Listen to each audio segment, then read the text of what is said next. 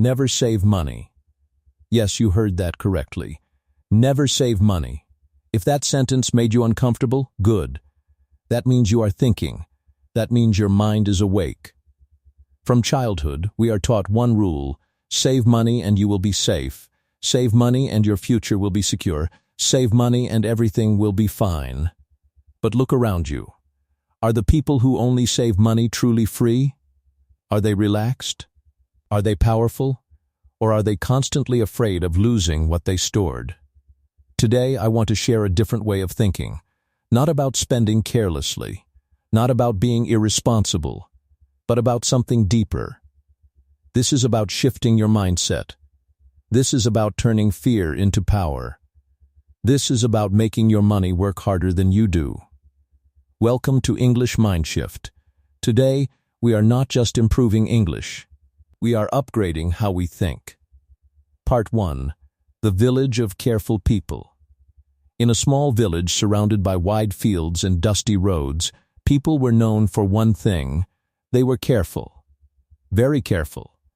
They woke up before sunrise, worked under the hot sun, and returned home only when the sky turned orange. They planted crops, carried water, fed animals, and sold vegetables in the small market every weekend. Life was not easy, but it was honest. And at the end of every week, after buying rice, oil, and a little salt, they saved a few coins. Just a few. But to them, those coins meant survival.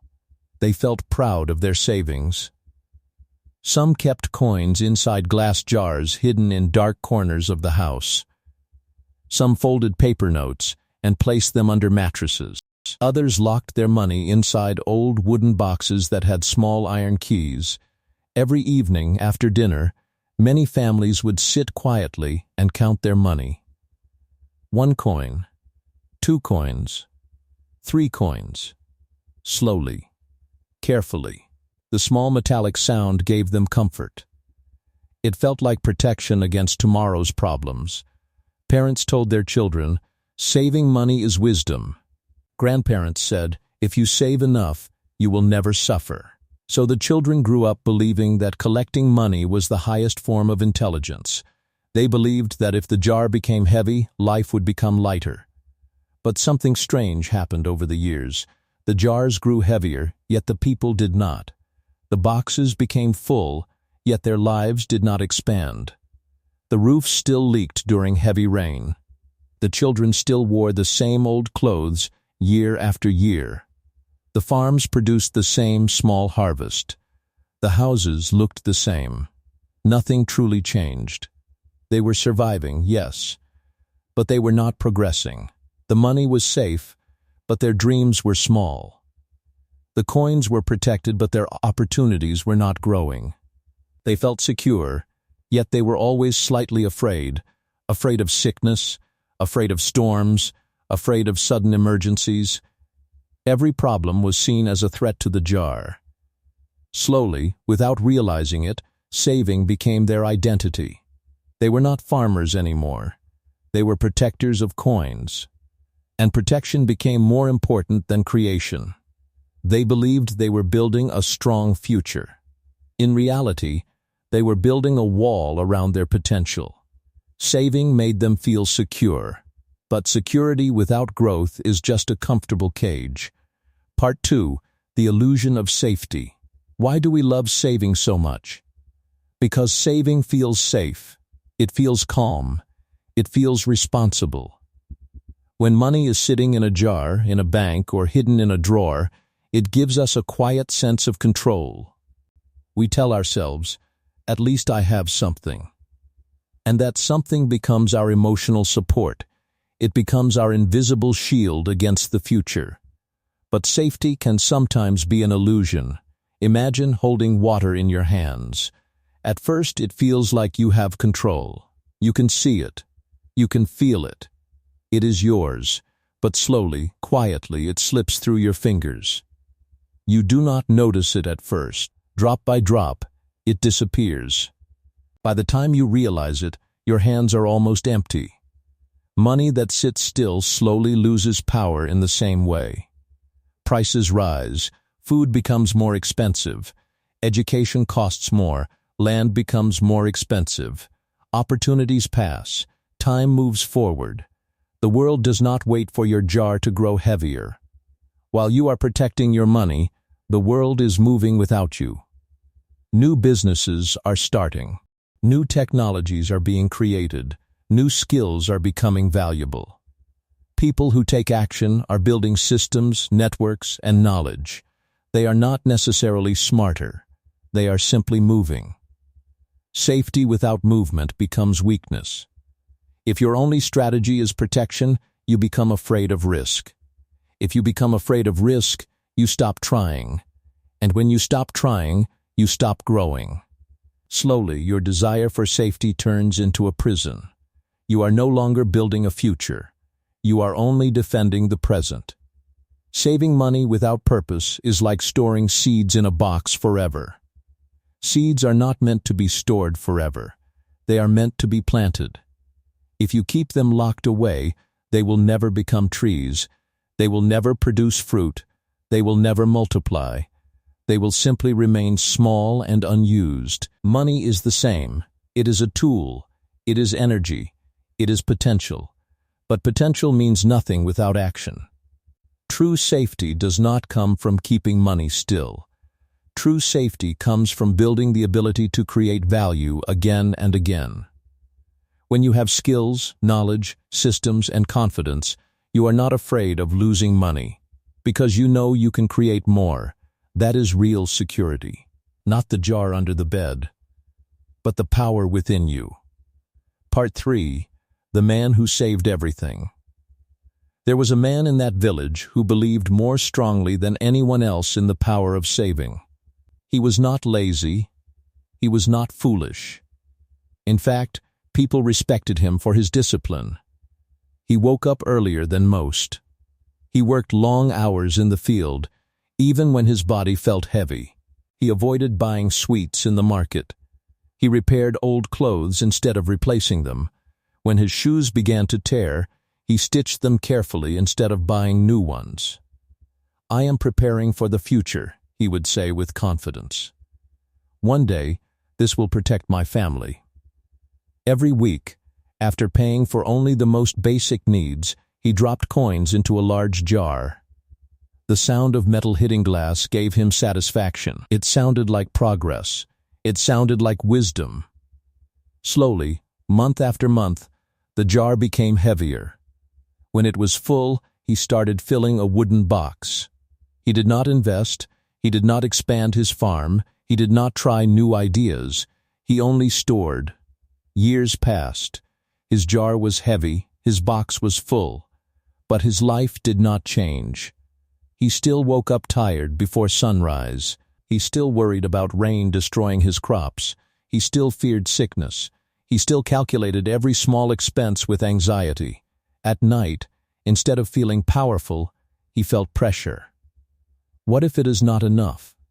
He often thought. The more he saved, the more he feared losing it. Then one year, a violent storm hit the village. The wind was strong. The rain was merciless. Part of his roof broke, and water flooded his small home. The next morning, he looked at the damage with a heavy heart. There was no choice. He opened the jar. He unlocked the wooden box. One by one, he used the money he had protected for years. Within weeks, the jar was empty.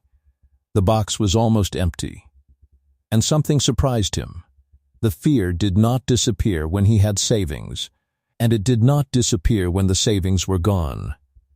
He felt exactly the same. That was the moment of realization.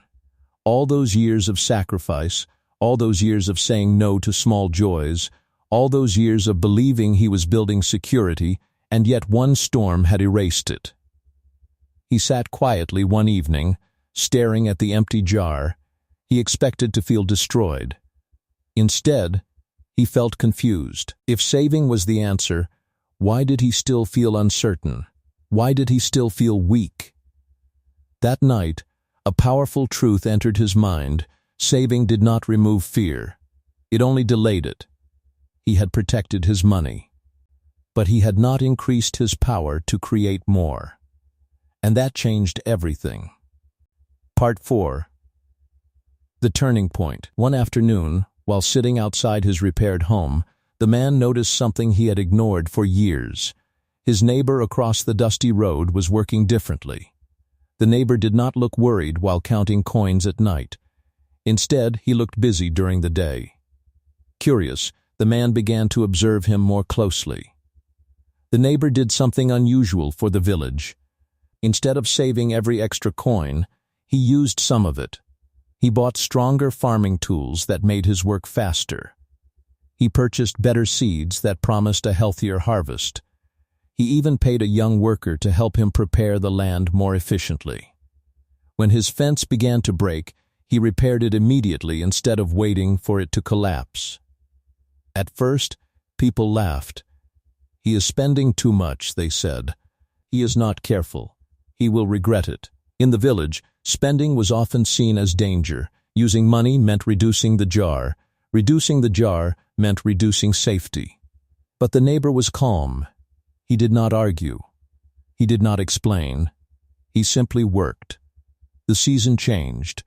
When harvest time arrived, something surprising happened. His crops were taller, his vegetables were fresher, his land looked healthier than before.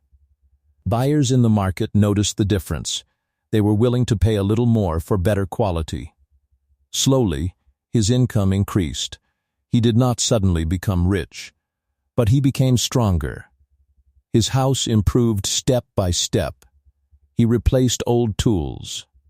He expanded a small part of his land.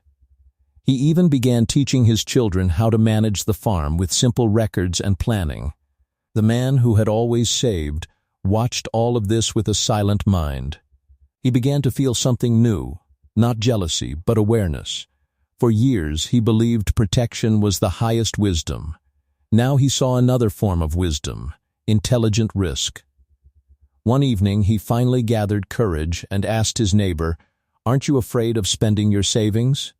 The neighbor smiled gently and replied, "I am not spending. I am planting." That sentence stayed in his mind. Planting. Seeds disappear into the soil before they grow. From the outside, it looks like loss. But inside the ground, life is beginning. The neighbor understood something powerful. Money is like a seed. If you keep it in your hand, it remains small. If you place it in the right soil, it multiplies. That was the turning point. For the first time, the man realized that caution alone would never change his future. Saving had protected him from small emergencies, yes, but it had not created opportunity. It had not increased his skills. It had not expanded his income. He finally understood the difference between being careful and being strategic. Careful people avoid loss. Strategic people create gain. And that realization quietly began to transform his thinking. Part 5. The difference between saving and growing. Let us be clear. Saving is not evil. Saving is not wrong. In fact, saving shows discipline. It shows patience. It shows that you can control your desires. And control is powerful. But saving alone is incomplete. Saving is only the first step, not the final destination. There are two types of people in this world. The first type stores money to feel safe. They measure success by how much they have protected. They focus on not losing. They celebrate a full jar. They feel intelligent because they avoided risk. The second type uses money to create value. They measure success by how much they have built. They focus on increasing. They celebrate new skills, new systems, new opportunities. They understand that money is not the goal, value is the goal. The first type thinks about protection. The second type thinks about multiplication. Protection says, how can I keep this? Multiplication says, how can I grow this? When money sits still, it weakens. Inflation slowly reduces its power. Opportunities disappear while it waits. Confidence does not grow by looking at a jar. But when money moves with intelligence, it strengthens. It creates tools. It builds networks. It opens doors. Growing money does not always mean starting a big company or taking dangerous risks. Growth can begin in very simple ways. Sometimes it means learning a new skill that increases your income.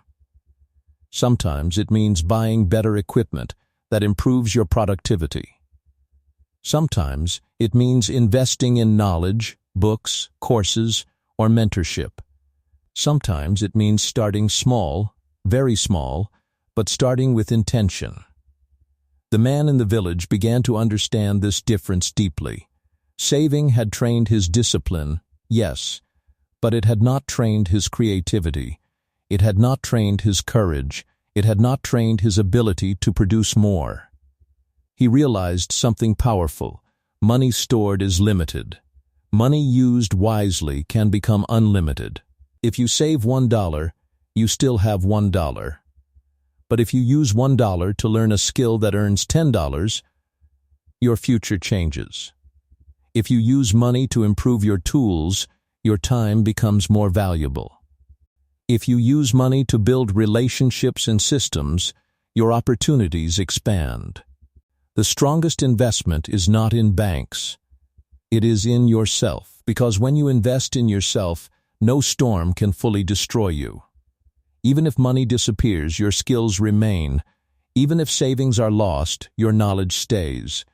Even if opportunities close, your mindset opens new ones. That is the difference between saving and growing. Saving protects what you have. Growing expands who you are.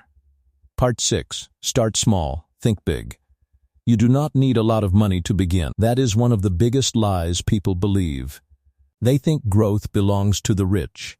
They think opportunity is only for those who already have large savings. But growth does not begin with money. Growth begins with mindset.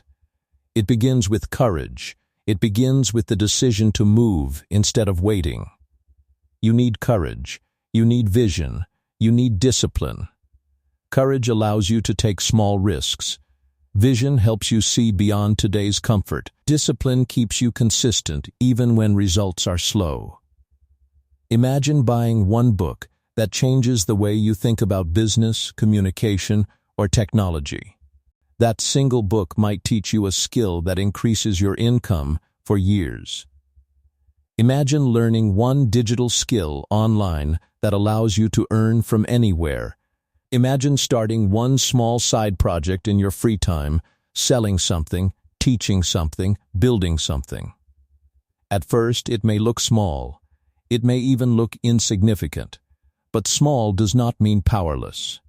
Growth begins with action, not with fear.